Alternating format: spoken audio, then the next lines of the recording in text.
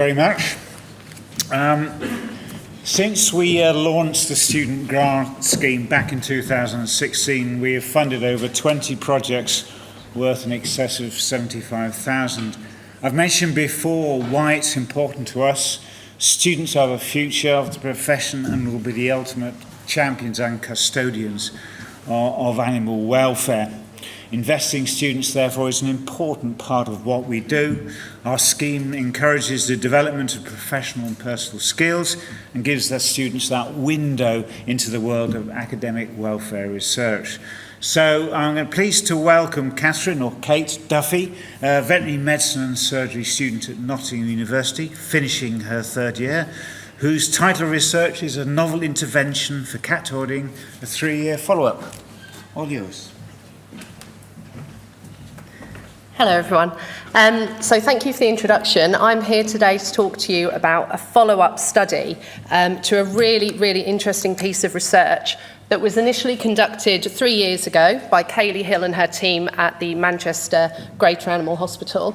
Now this project was based in a lot of the recurring themes that seem to keep coming up today in communication, in education, and in working together to try and reach a long-term solution as opposed to a quick fix.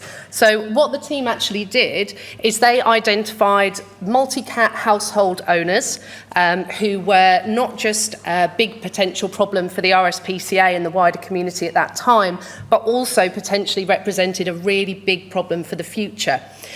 Instead of using the more traditional approach, which had been to go in, tell these people off, for want of a better term, and remove the animals, which they had found to be ineffective because they just went out and got more cats, they decided instead to go in and actually work with the owners and try to educate them about why these behaviours really weren't healthy for them and for their cats.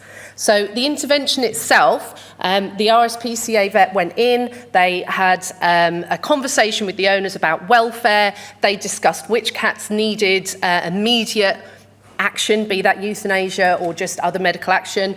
They then sterilised any female cats in the population, and they spoke to them about things like flea treatment, worming treatment, vaccination protocols. Now, this study went on for a period of 12 months. And the results were really encouraging. There was a 40% reduction in the number of cats within these households, which was absolutely huge. And there was a really big improvement in the welfare scores that were assigned to these cats. So it was a really encouraging piece of research. But obviously there was a lot of manpower involved in this. There was a lot of hours of time, a lot of effort keeping up the relationship with these households. So the big question was, would it actually be worth it in the long term? Would these changes sustain? So that's what this follow-up project was looking to ascertain. So, as I say, it was 3 years later. Interestingly, there was actually 79 households recruited for this study over that year. So the initial pilot study was 10, so another 69 identified. Now, the veterinary surgeons attempted to contact all 79 households, but this proved really difficult. And in the end, there were 13 usable data sets. But these were good data sets. There was lots of data to work with. So some of the biggest challenges there, obviously the COVID-19 pandemic struck in the middle of this, making it impossible to go out to the houses. So any follow-up had to be conducted over the telephone and email and remotely, which of course it's not the same rapport building, it's not the same kind of relationship. And as well with that came an element of self-reporting bias, which had to be considered in the results. So overall, like I say, the aim of this study was, had the positive cat population and colony welfare changes endured over a 3-year period? And the brilliant news was they'd not only endured, but they'd actually improved. So these people who had this history of cat hoarding had not only maintained the number of cats, but in some cases they'd actually gone out into the community and sought other vet help and assistance to get the care that their cats needed. They were better at identifying when their cats needed vet care.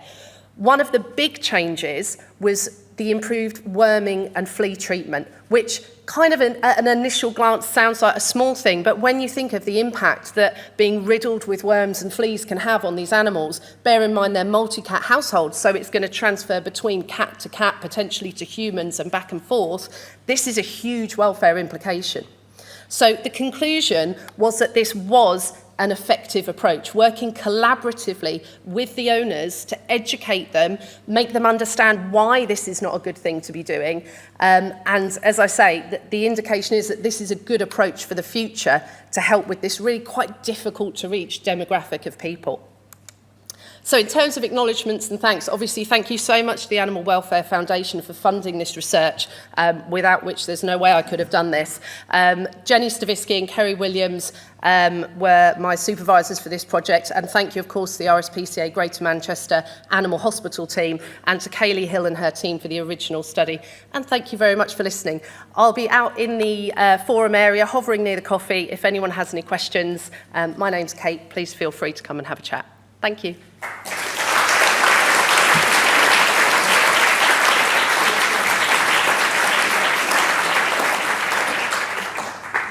The future of animal welfare research. Thank you, Kate, and I know you've got a poster out there. Thank you very much for this morning's session. Enjoy the break, go speak to the others. Let's get the conversation going and renew acquaintances at the same time. For those of you online, you can munch your sandwich while speaking to other online delegates. Go to the chat room on the right of your screen and you'll see us there. Another feature of the events section is also on the right. You can click on people, see who's there and initiate a conversation or send a message. And don't forget, while you're idly playing with that phone, text us a donation. Enjoy your lunch. Thank you very much.